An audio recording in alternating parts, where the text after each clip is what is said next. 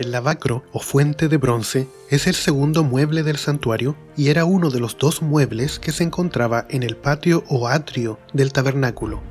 Era utilizado para que los sacerdotes se limpiaran antes de entrar a la primera habitación del tabernáculo, o lugar santo.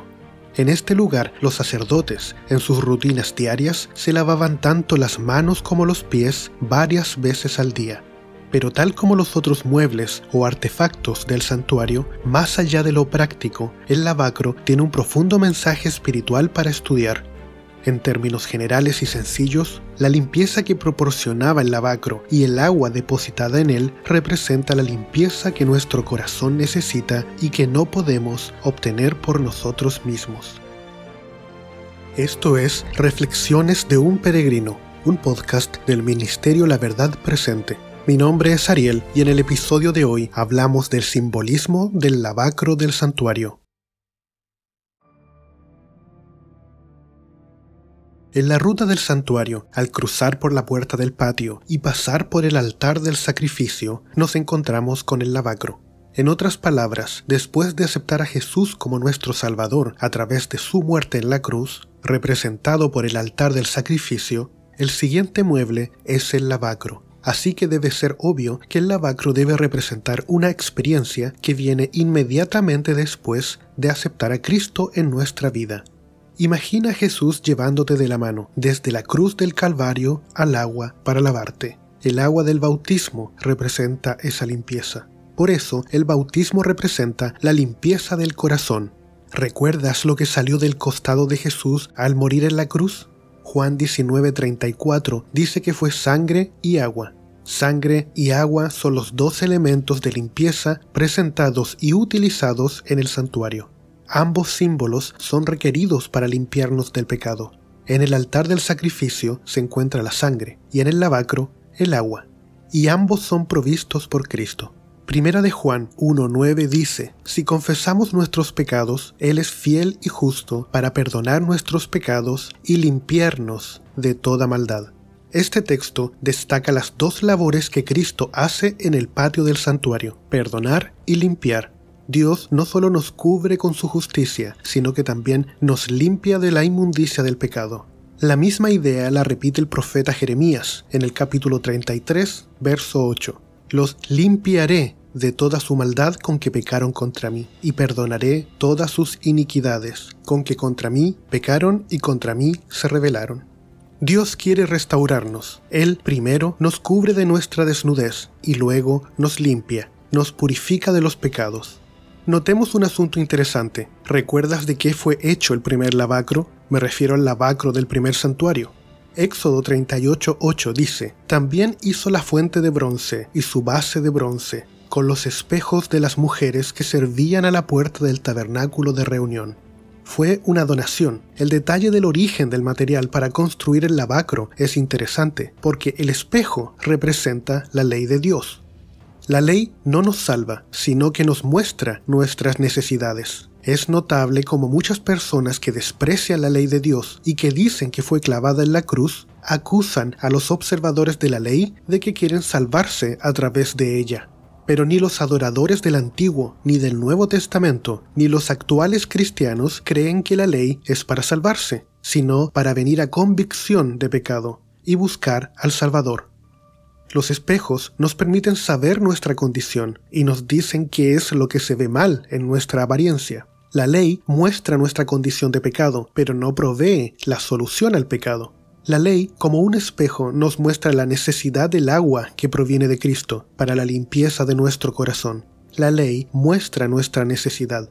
Tanto antes de aceptar a Cristo como nuestro Salvador, como ahora que le seguimos y nos hacemos llamar cristianos, siempre necesitaremos de limpieza. Puede ser que después de muchos años viviendo el cristianismo, nos acostumbramos a prácticas que no son agradables al Señor y creemos que ya no necesitamos más limpieza. Pero solo cuando comparamos nuestro corazón con el corazón de Dios a través de la ley, venimos a darnos cuenta de nuestra inmundicia y de la necesidad de agua para limpiarnos.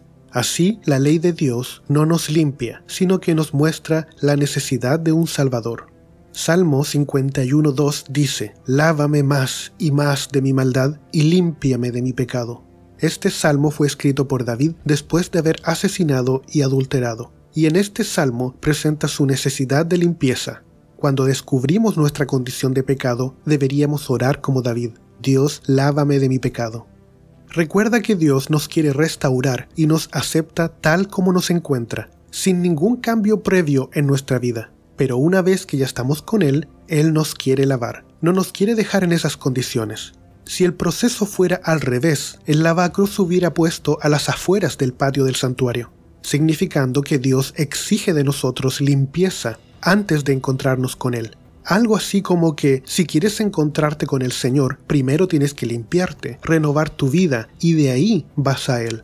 Sin embargo, no es así. El lavacro está dentro del santuario. Después que aceptamos a Jesús y Él nos recibe, Él mismo nos conduce a la limpieza. Y ni siquiera es el primer mueble del santuario, es el segundo. Así que primero está aceptar la muerte sustitutiva de Cristo y luego viene la limpieza. Gloria a Dios que nos amó en nuestra inmundicia. Hechos 22:16 dice: Ahora pues, ¿por qué te detenéis? Levántate, bautízate y lava tus pecados invocando su nombre. En este versículo se destaca el simbolismo del bautismo y el agua para limpiar de pecado. El agua del bautismo representa lo que el Espíritu Santo ha hecho en nuestro corazón, y algunos creen que el bautismo es el fin de algo o una meta, pero en realidad no es más que el inicio de la vida cristiana. El lavacro no es el primer artículo, pero tampoco es el último, aunque sí está cerca del principio de la ruta del santuario. Es porque el bautismo es símbolo de un nuevo nacimiento. Tito 3:5 dice: nos salvó, no por obras de justicia que nosotros hubiéramos hecho, sino por su misericordia, por el lavamiento de la regeneración y por la renovación en el Espíritu Santo. Es el Espíritu Santo el que nos limpia. El Espíritu Santo viene a nuestra vida después de aceptar a Jesús como nuestra propiciación y nos limpia, nos renueva. El bautismo es símbolo de lo que el Espíritu Santo empezó a hacer en nuestro corazón. El Evangelio de Juan, capítulo 13, versos del 8 al 10 dice: Pedro le dijo: no me lavarás los pies jamás. Jesús le respondió: si no te lavo, no tendrás parte conmigo. Le dijo Simón Pedro: Señor, no solo mis pies, sino también las manos y la cabeza. Jesús le dijo: el que está lavado no necesita sino lavarse los pies, pues está todo limpio, y vosotros limpios estáis, aunque no todos.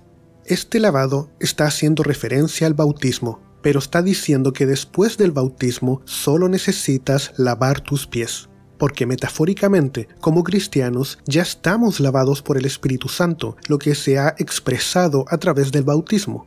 Pero en el caminar de la vida cristiana, nuestros pies se ensucian. Para esta suciedad, Jesús dice que no se necesita ser bautizado de nuevo, sino que es necesario únicamente lavarse los pies, instaurando así el rito del lavamiento de los pies. Veamos un último detalle del lavacro. Cuando Salomón construyó el segundo tabernáculo, lo hizo todo a mayor escala. Segunda de Crónicas 4:2 dice: también hizo un mar de metal fundido, el cual tenía 10 codos de un borde al otro, enteramente redondo. Su altura era de 5 codos y un cordón de 30 codos de largo lo ceñía alrededor. El lavacro de Salomón era tan grande que lo llamaron mar. ¿Recuerdas dónde aparece otro mar que se encuentra en la casa de Dios? Apocalipsis 4:6 dice: también delante del trono había como un mar de vidrio semejante al cristal, y junto al trono y alrededor del trono había 4 seres vivientes llenos de ojos por delante y por detrás. Hay un mar enfrente del trono de Dios, en el santuario celestial. Apocalipsis 15:2 dice: también vi como un mar de vidrio mezclado con fuego, y a los que habían alcanzado la victoria sobre la bestia y su imagen, sobre su marca y el número de su nombre, de pie sobre el mar de vidrio con las arpas de Dios. Cuando los redimidos se paren frente a Dios en el cielo, se paran sobre el mar de vidrio. Ellos habían dejado que Cristo purificara sus corazones mientras le servían en la tierra. Ahora, los santos ya no necesitan más esta purificación porque poseen una nueva naturaleza, libre de tentaciones inmorales y en completa armonía con la ley de su Creador. Para concluir, recordemos una historia de purificación. Mateo, capítulo 8, versos del 1 al 3.